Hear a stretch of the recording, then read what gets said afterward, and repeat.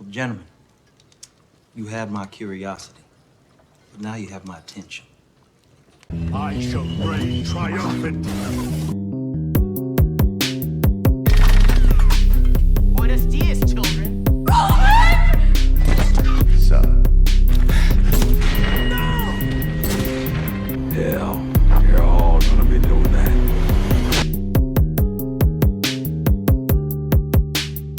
Welcome back to Villain Review, episode 51. Today, we'll be looking at Calvin Candie from the 2012 film Django Unchained. Calvin was played by Leonardo DiCaprio and was written by Quentin Tarantino. This movie is one of my favorite Tarantino films, but how good is Calvin as a villain? Let's find out. You might not be able to win, but your ass can fight. Stone Surfer, would you please shut these goddamn dogs up? I cannot hear myself think. So when we first meet Calvin Candie in this film, he's seen doing one of the things he loves most, being a jerk. This horrific hobby of Calvin shows us right away how evil and messed up this dude is. From what we learn of Calvin's backstory, he basically grew up on his father's plantation in the 1850s, and you know what that means? He's super racist. 4 years. Well, hell, I can't imagine 2 weeks in Boston. 2 weeks in Boston. Growing up on a plantation very clearly made him a little confused when it came to racial equality. That's all we really get as far as his origins and backstory go, but it completely makes sense why he is who he is. Calvin Candie is a racist man, but that's just because of the circumstances he grew up in. Being the son of a plantation owner, it was basically a given that he was going to, well, be the worst. As far as his motivation in this film goes, he's just a businessman who doesn't want to get cheated, even though that's basically all he does for 75% of his scenes. For most of our time with him, he thinks he's about to make those fat stacks, but in reality, he's about to get fat smacked by my boy King Schultz. Being a rich and privileged kind of dude, it makes sense why Calvin is so entitled to everything in this film, and why he throws such a big fit when he almost gets cheated. Calvin doesn't need some traumatic event to instigate his cruelty. That's just kind of how people were back then. You do not have anything to drink. Can I get you a tasty refreshment?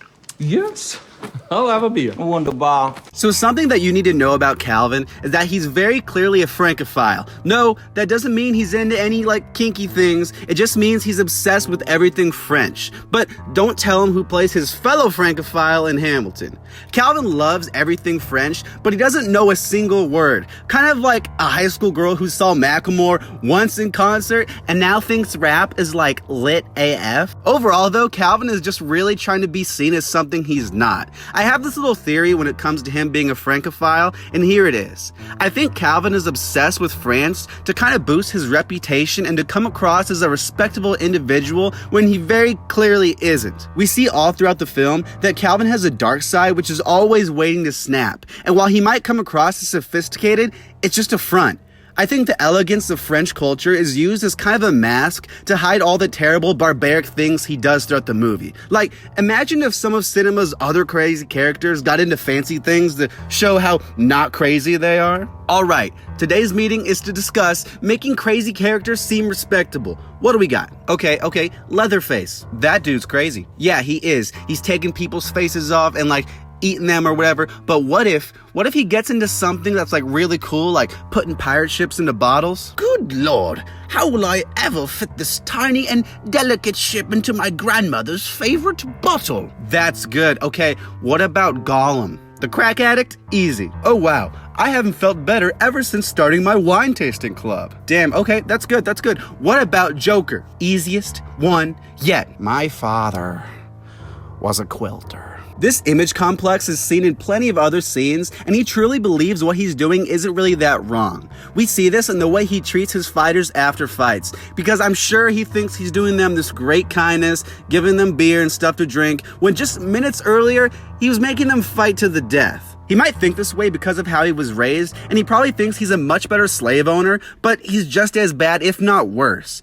Roscoe, a beer for the man with the beard, and I will have a Polynesian pearl diver. Do not spare the rum.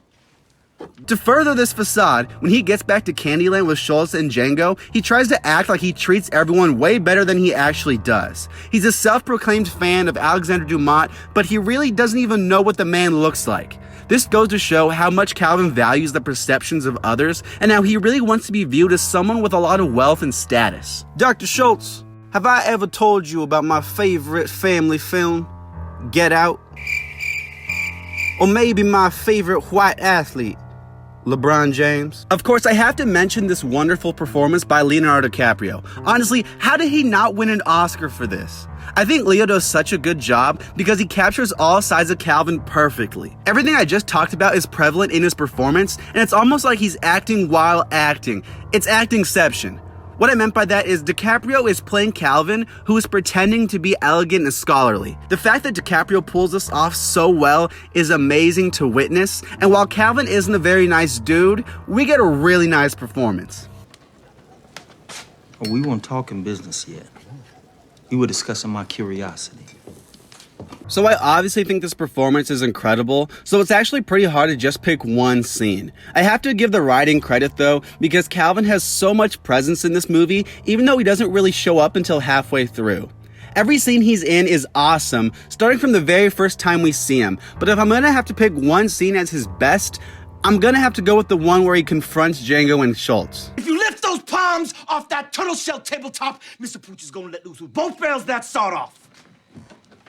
This scene is so good because first of all, the acting is awesome. Secondly, the writing, everything in this scene is awesome. The fact that Schultz and Django are so close to wrapping this movie up and going home is heartbreaking. They were so close to having everything go perfect for them, but nope.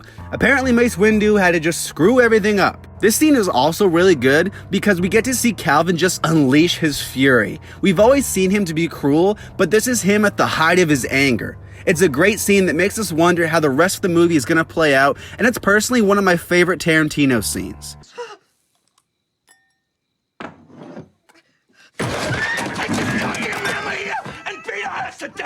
For a villain who might not be in the film a whole ton, it's a good thing that Calvin makes all of his scenes count, and boy does he.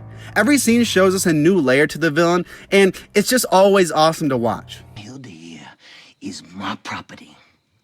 And I can choose to do with my property whatever I so desire. Calvin Candie is the product of a racist country and society, but there's a lot more to him than just being racist. The fact that he's trying to convince himself and others that he's elegant shows a new layer to the character and just adds to his own struggles. He's a really messed up character, but his performance is legendary. Every scene he's in is phenomenal, and he makes for a great villain to opposite Django and Schultz. I'm gonna have to give Calvin a very ridiculous score. And what do you consider ridiculous? Calvin Candie gets a 10 out of 10. To the man with the exceptional beard. Thanks so much for watching, and don't forget to comment below who I should review next. I make a new villain review every single Monday, and you don't want to miss any of them. See you tomorrow for another Tarantino video. What the heck? See you tomorrow. To which me myself said, what is your definition of ridiculous? To which you said, $12,000.